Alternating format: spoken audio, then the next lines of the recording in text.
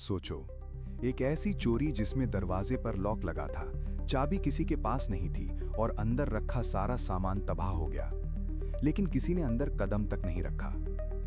Impossible लगता है ना? लेकिन साइबर सिक्योरिटी की दुनिया में ऐसा ही एक इंसिडेंट हुआ था। दुनिया का पहला डिजिटल वेपन, एक ऐसा कोड जिसने फिजिकली रियल वर्ल्ड की मशीन्स को तोड़ दिया। इसका नाम था स्टक्सनेट, यानी स्टक्स और नेट। साल था 2010।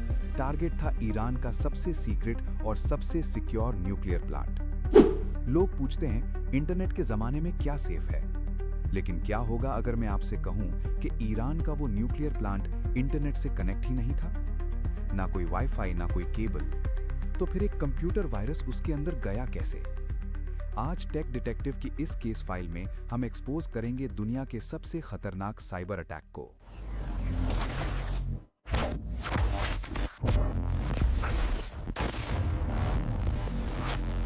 इस कहानी को समझने के लिए आपको पहले उस जगह को समझना होगा, नटांज न्यूक्लियर फैसिलिटी।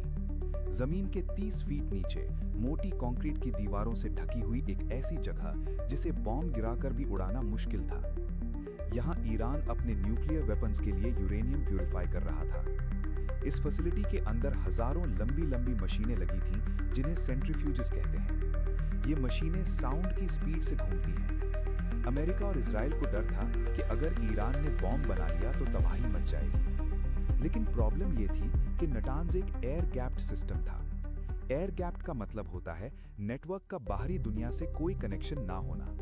कोई हैकर, चाहे कितना भी बड़ा जीनियस क्यों ना हो, वो अमेरिका में बैठकर इस सिस्टम को हैक नहीं कर सकता था। दरवाजा कंप्लीटली बंद था, लेकिन उन्होंने दरवाजा तोड़ने के बजाय एक घोस्ट यानी भूत को अंदर भेज दिया। स्टक्सनेट कोई नॉर्मल वायरस नहीं था। नॉर्मल वायरस किसी एक छोटी सी गलती का फायदा उठाते हैं, लेकिन स्टक्सनेट के अंदर ध्यान से सुनिए, 4 जीरो डे वल्नरेबिलिटीज थी।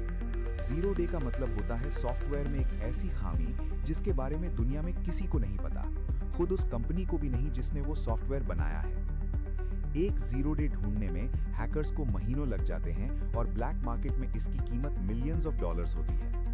स्टक्सनेट में ऐसी 4 वल्नरेबिलिटीज थी। इसका कोड इतना लंबा और कॉम्प्लेक्स था कि कोई एक अकेला हैकर इसे बना ही नहीं सकता। एक्सपर्ट्स कहते हैं इस वायरस को बनाने में सालों की रिसर्च और करोड़ों डॉलर्स लगे थे। ये साफ था, इसके पीछे किसी एक देश की पूरी गवर्नमेंट और मिलिट्री थी। तो अटैक हुआ कैसे? सोशल इंजीनियरिंग और एक मामूली सी यूएसबी पेन ड्राइव। कहा जाता है कि एक अंडरकवर स्पाई या शायद एक अनजाने एम्प्लॉय ने वो इन्फेक्टेड पेन ड्राइव नटांज के एक आम कंप्यूटर में लगा दी। जैसे ही यूएसबी कनेक्ट हुई, स्टक्सनेट चुपके से नेटवर्क में एंटर कर गया। लेकिन इसने तुरंत कोई हंगामा नहीं किया। ये एक चुपचाप बैठने वाला शिकारी था। ये वायरस कई हफ्तों तक शांत बैठा रहा। ये नेटवर्क मैप करता रहा और स्पेसिफिक सीमेंस कंट्रोलर्स को ढूंढता रहा जो उन सेंट्रीफ्यूजेस को चलाते थे। जब इसने अपना टारगेट लॉक कर लिया, तब शुरू हुआ इसका असली खेल। स्टक्सनेट ने उन मशीन्स की स्पीड को लिमिट से बहुत ज्यादा बढ़ा दिया। मशीनें तेजी से घूमने लगीं, बुरी तरह हिलने लगीं और अंदर ही अंदर टूटने लगीं। लेकिन इसका सबसे खतरनाक पार्ट क्या था? जब फैक्ट्री के इंजीनियर्स अपने मॉनिटर्स पर देख रहे थे, तो उन्हें सब कुछ ग्रीन और नॉर्मल दिख रहा था। स्टक्सनेट ने उनके सेंसर्स को हैक करके फेक डेटा फीड कर दिया था। उनके सामने उनकी फैक्ट्री तबाह हो रही थी और उन्हें लग रहा था कि सब ठीक है। स्टक्सनेट अपना काम कर चुका था। ईरान का न्यूक्लियर प्रोग्राम सालों पीछे चला गया। लेकिन एक गलती हुई। एक कोड एरर की वजह से ये वायरस नटांज फैसिलिटी के बाहर निकल गया और इंटरनेट के जरिए पूरी दुनिया के कंप्यूटर्स में फैलने लगा। साल 2010 में बेलारूस की एक सिक्योरिटी कंपनी ने पहली बार इस एलियन कोड को पकड़ा। जब दुनिया भर के साइबर एक्सपर्ट्स ने इस कोड को खोल कर देखा, तो उनके होश उड़ गए। उन्होंने अपनी जिंदगी में इतना एडवांस्ड और इतना अग्रेसिव वेपन कभी नहीं देखा था। आज तक किसी भी गवर्नमेंट ने ऑफिशियली स्टक्सनेट की जिम्मेदारी नहीं ली है, लेकिन दुनिया जानती है कि ऑपरेशन ओलंपिक गेम्स के नाम से ये अटैक किसने किया था। The question. स्टक्सनेट ने पूरी दुनिया को एक नया डर दिया है।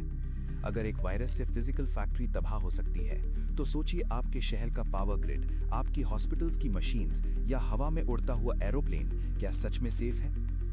अगली जंग मैदान में नहीं, डेटा सेंटर्स में लड़ी जाएगी और हथियार होंगे सिर्फ कोड्स। आपको क्या लगता है, क्या आने वाले वक्त में साइबर टेररिज्म हमारी सबसे बड़ी प्रॉब्लम बनने वाली है? अपनी राय कमेंट्स में बताओ and stay safe because the network is always watching. Case close.